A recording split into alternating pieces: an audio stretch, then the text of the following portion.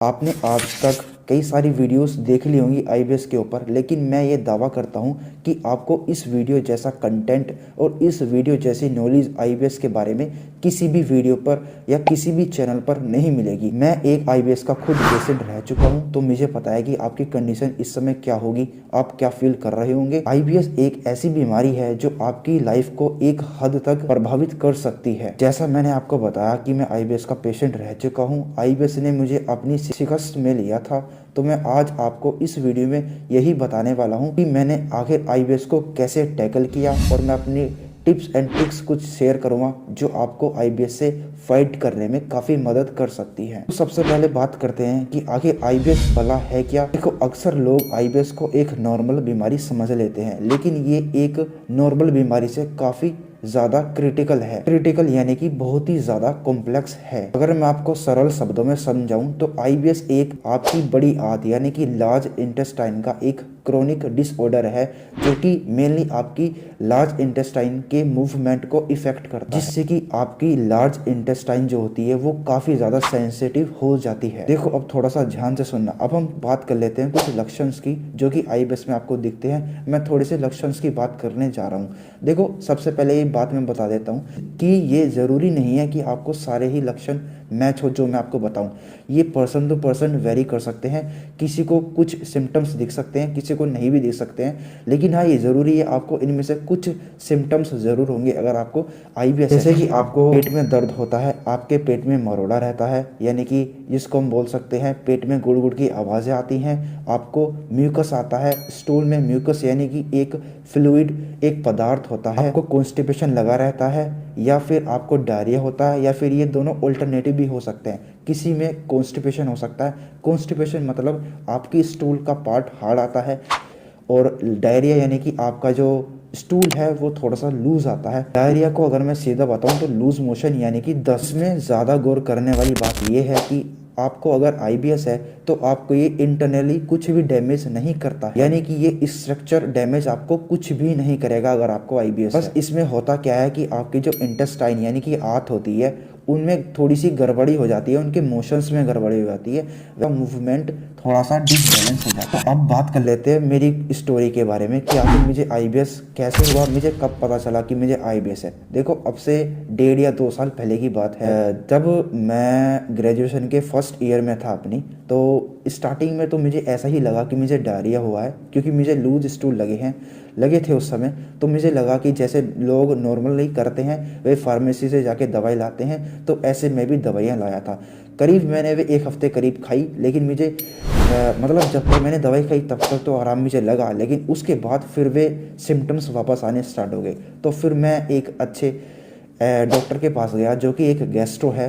तो वैसे मैंने उसको दिखाया, उसने मेरे सारे सिम्टम्स सुने और कुछ चेकअप्स लिखे उसने मेरे लिए, जैसे कि ब्लड टेस्ट होता है, कई सारे उसने मेरे ब्लड टेस्ट किए, मेरा स्टूल टेस्ट किया, मेरा पैरासाइट टेस्ट किया, और मेरी एंडोस्कोपी हुई, मेरी क्रोनोस्कोपी हुई। लेकिन नोट करने वाली बात यह है कि उसमें कुछ भी पॉजिटिव नहीं आया, मेरा सब कुछ नेगेटिव था। यहाँ तक कि मेरे टीवी गोल्ड का एक टेस्ट होता है जो कि स्टमक में कहीं टीबी होती होगी, उसका टेस्ट होता है, वो भी कराया, वो भी नेगेटिव था। मेरा हेपेटाइटिस सी का भी टेस्ट हुआ, वो भी नेगेटिव था। तो ज़रूरी नहीं है कि आप हेपेटाइटिस सी या फिर आप टीबी का टेस्ट कराओ, आपको ब्लड टेस्ट कराना होता है, अपना स्टूल टेस्ट कराना होता है। पैरासाइट तो वे खुद ही कर लेते हैं, आपको कहने की ज़रूरत भी नहीं पड़ती। पैरासाइट मतलब कीड़ों का टेस्ट होता है। आपको इंडोस्कोपी और क्रोनोस्कोपी और करानी होती है अगर आपको थोड़ा सा डाउट है कि आपको आईबीएस है या नहीं। थोड़ा सा सिम्टम्स के ऊपर थोड़ी सी और बात कर लेते हैं। अगर आपको अभी भी डाउट रह गया कि आपको आईबीएस है या नहीं, तो मैं थोड़े से और इसको क्लेरिफाई कर देता हूँ।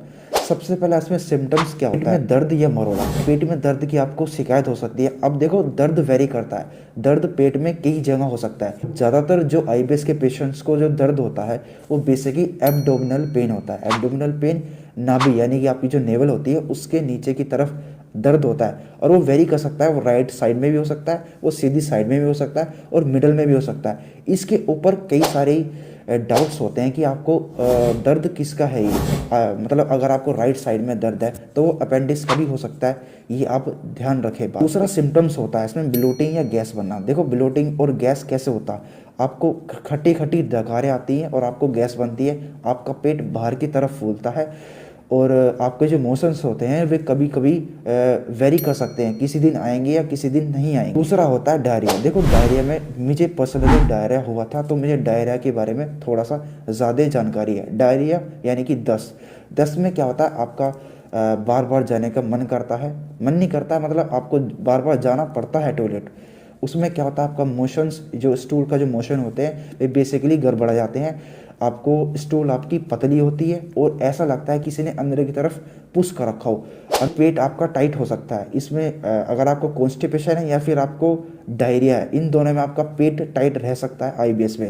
आपकी जो लार्ज इंटेस्टाइन होती है उसका डायग्राम मैंने आपको दिखा रखा होगा, एक इधर होता है, एक ऐसे एक शेप बनती है ना, तो आपको एक ये वाली शेप राइट हैंड वाली और एक लेफ्ट हैंड वाली, इन दोनों में आपको लग सकता है कि एक ठोस हो रही हो, जरूरी नहीं है आपको पेट ही टाइट हो, किसी में हो सकता है किसी में नहीं हो सकता। जैसे मैंने आपको पहले बताया था, ये person to person symptoms vary करते हैं। तो इसमें कॉन्स्टिपेशन भी होता है। कॉन्स्टिपेशन मतलब कि आपका स्टूल हार्ड होता है, जैसे मैंने आपको पहले ही सिम्टम्स में बताया था।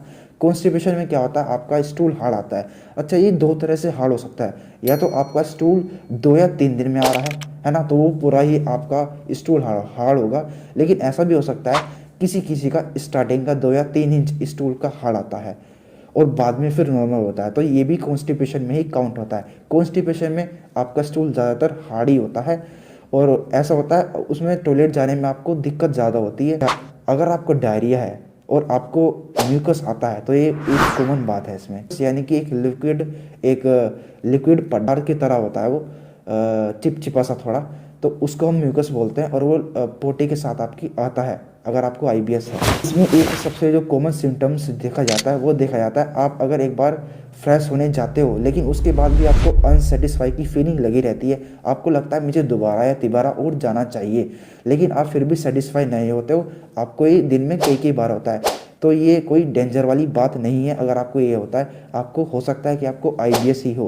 देखो, अगर आपको ये 100% आईबीएस अपना ख़त्म करना है और आप चाहते हो कि मैं घर बैठ के ना ठीक करूँ, मुझे एक किसी डॉक्टर से मिलना है, तो मैं आपको बताना चाहता हूँ, मैंने एक वीडियो बना रखी है आपको किस डॉक्टर को दिखाना है। मैं सबसे पहले आपको एक डाउट क्लियर करना चाहता हूँ कि अगर आपको आईबीएस है तो आपका आईबीएस एक गैस्ट्रोएंटरोलॉजिस्ट ठीक नहीं कर सकता है, आपको किसी और डॉक्टर को दिखाना होगा। अगर आपको उसकी ऊपर जानना है, ऊपर एक वीडियो दिख रही होगी, आप उसको जाके क्लिक करके देख सकते हो कि आपको किस डॉक्टर को दिखाना है और कैसे कैसे अपने सिम्टम्स डॉक्टर को बताने हैं। अगर आप अपना घर ही बैठ के या घर में ही आईबीएस ठीक करना चाहते हो तो आप वीडियो को कंटिन्यू रख सकते हो। तो अब थोड़े से डिस्कस कर लेते हैं आईबीएस के कारण क्या क्या होते हैं, कि आपको आईबीएस आखिर होता क्यों है। सबसे पहला इसमें मेन कारण है आपका गट ब्रेन एक्सिस। देखो, गट ब्रेन एक्सिस के ऊपर एक खुद ही एक सेपरेट वीडियो बन सकती है, लेकिन मैं आपको थोड़ा सा एक शॉर्ट में बता देता हूँ कि आखिर गट ब्रेन एक्सिस क्या होता है। अगर आपको गट ब्रेन एक्सिस के ऊपर वीडियो चाहिए तो आप देख सकते हो, जाके मेरे चैनल पे पड़ी है। बेसिकली इसमें होता क्या है, आपके ब्रेन और गट का जो कम्युनिकेशन होता है वो लूज हो जाता है, लूज या फिर मैं ये कहूँ कि वो टूट जाता है। टूटता तो नहीं है पूरी तरीके से, वो कम हो जाता है, मतलब जो सिग्नल्स होते हैं वे थोड़े से कम कैच होते हैं ब्रेन और गट के बीच में। जब आपका कनेक्शन लूज हो गया है तो आपका जो पेट होता है यानी कि आपका गट होता है वो थोड़ा सा ज़्यादा हाइपर एक्टिव हो जाता है, हद से ज़्यादा वो एक्टिव हो जाता है, जिससे आपको कॉन्स्टिपेशन और डायरिया जैसे सिम्टम्स आने लग जाते हैं। अच्छा, दूसरा होता है गट मूवेबिलिटी। देखो, इसमें 2 टाइप के हो सकते हैं। गट मूवेबिलिटी आपकी या तो तेज हो सकती है, मतलब आपका जो गट है यानी कि आपकी लार्ज इंटेस्टाइन, उसका मूवमेंट या तो वो स्लो हो सकता है या फिर वो फास्ट हो सकता है। अगर आपका मूवमेंट फास्ट है तो आपको डायरिया होगा, और अगर आपका मूवमेंट स्लो है तो आपको कॉन्स्टिपेशन होगा। अच्छा, इसमें एक इंपॉर्टेंट पॉइंट ये भी है, गट इम्बैलेंस, गट माइक्रोबैक्टीरिया इम्बैलेंस। इसमें क्या होता है, देखो हमारे पेट में 2 तरह के माइक्रोबैक्टीरिया पाए जाते हैं, एक तो पाए जाते हैं गुड और एक पाए जाते हैं बैड।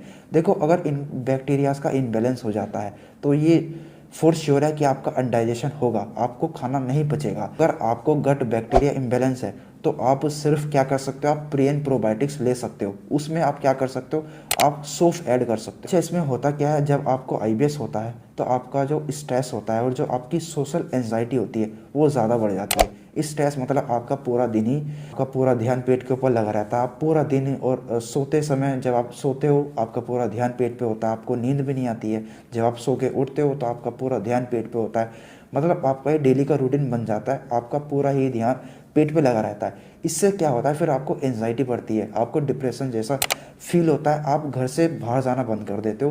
क्योंकि जब आप अपने रिलेटिव से मिलते हो या अपने नेबर्स से मिलते हो तो काफ़ी ज़्यादा वेट लूज़ हो गया है, तो वे ज़्यादातर बोलते हैं ऐसे। इसकी वजह से आप घर से बाहर जाना अवॉइड करते हो। इसमें एक इम्पोर्टेंट बात और है, आपको कुछ सर्टेन फूड हो सकते हैं जो कि प्रॉब्लम दे सकते हैं। जैसे कि मैं पर्सनली बताऊं तो मुझे जो वीट है यानी कि गेहूँ है, उससे थोड़ा सा ज़्यादा दिक्कत होती थी अगर मैं गेहूँ खा लेता था स्टार्टिंग में।